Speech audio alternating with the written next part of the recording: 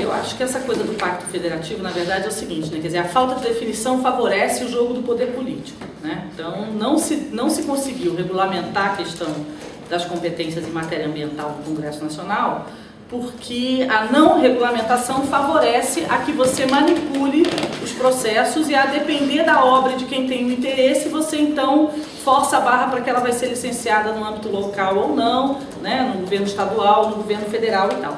Esse é um dos grandes problemas que a gente tem na área ambiental hoje, especialmente como instrumento do licenciamento ambiental, porque ele tem sido politizado e tem sido utilizado de uma forma totalmente equivocada, né? Quer dizer, o que a gente acredita é que a situação ideal, quando você vai, né, estabelecer uma obra, é que você tem que ter um processo de planejamento que busque equacionar os diferentes interesses que estão postos.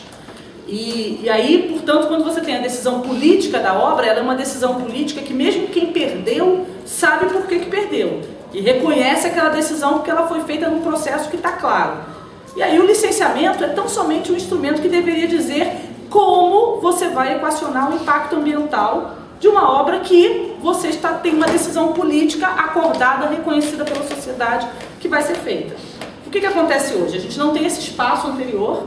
O licenciamento é o único momento do processo de estabelecimento de uma obra em que qualquer parte contrariada tem a oportunidade de se manifestar pela legislação.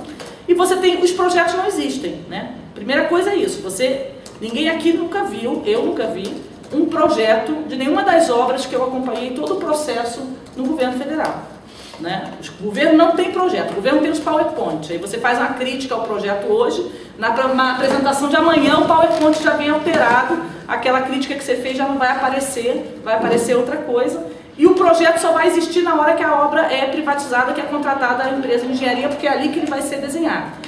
E os estudos de impacto ambiental têm sido feitos de tal maneira que o checklist do que tem que fazer na área ambiental sobra para o órgão competente. Ninguém se dá o trabalho de colocar a questão ambiental antes, né?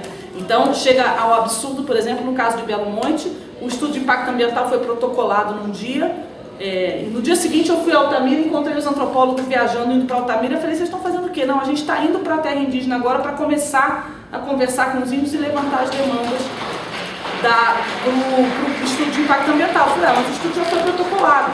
Mas hoje as empresas fazem isso de propósito, elas protocolam os estudos fracos, não completos, porque aí elas começam a contar o tempo e daqui a pouco elas vão para o jornal dizer que o IBAMA está demorando, entendeu? E o IBAMA tem que fazer um checklist e dizer, olha o que está faltando, né? Então o processo está todo equivocado e interessa que ele não seja regulamentado ou que você crie esse caos para na hora de regulamentar as competências, você tentar, né, diluir um pouco, descentralizar para além da conta essas obrigações. Então acho que a resolução desse nó federativo depende de uma vontade política, né, e infelizmente isso ainda não aconteceu. A questão de promoção, né, da questão ambiental e tal nunca foi uma política de Estado, ela foi no máximo uma política do Ministério do Meio Ambiente e muito restrita, né? Quer dizer, o Ministério da Educação também tem todo um trabalho de educação ambiental na perspectiva do que a lei diz, que é de forma transversal, né, no currículo, com todas as limitações que o sistema educacional tem de você fazer um processo como esse de formação,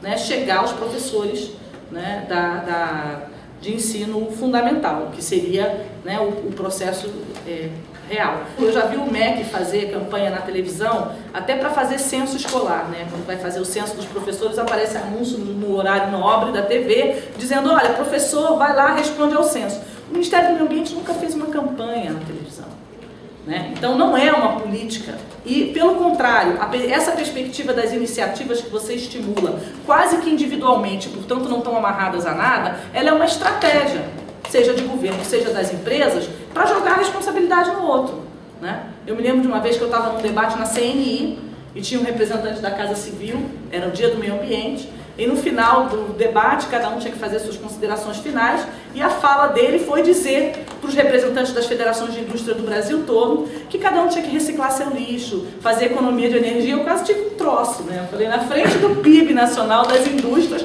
esse é o recado que o governo tem para isso é uma forma de você não se comprometer.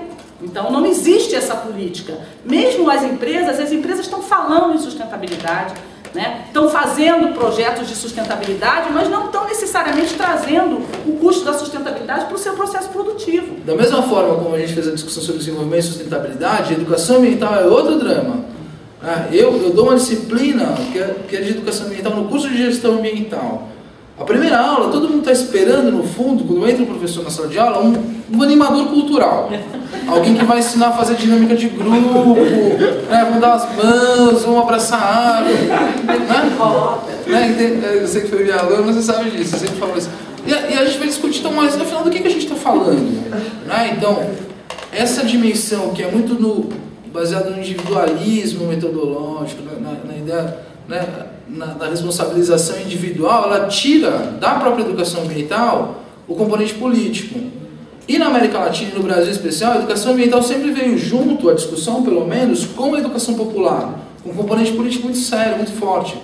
Então tem um embate aí também teórico entre a educação ambiental que se faz, o que se tenta fazer no Brasil, na América Latina, com a educação para a sustentabilidade, mais de país rico. Então tem um embate aí teórico também. O ISA está agora num processo de discussão de indicadores socioambientais para aferição de sustentabilidade de unidades de conservação, reservas extrativistas e unidades de conservação.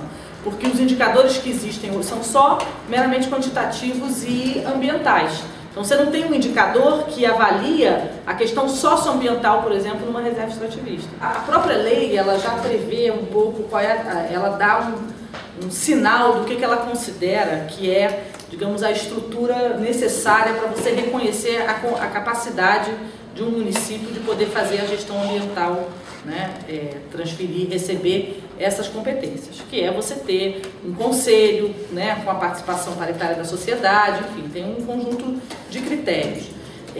Eu acho que nesse caso depende da vontade política e da mobilização da sociedade de você garantir a estrutura, né, e a autonomia, né, dos órgãos ambientais no nível municipal para que eles possam, de fato, receber essas competências. E nesse sentido, acho que a sociedade tem um papel muito grande, porque a gente fala muitas vezes, quando você fala de vontade política e tal, como se fosse uma coisa que estivesse totalmente distante, que não fosse uma coisa que dependesse da gente, né? Acho que depende fundamentalmente da sociedade, no dia a dia, né, do seu funcionamento, né, e no momento eleitoral, que é o momento de você fazer as escolhas. Mas principalmente essa coisa do dia a dia, de você, se essa é uma demanda, se reconhece isso, então vamos fortalecer. Algumas dimensões da questão ambiental, elas não respeitam o limite administrativo.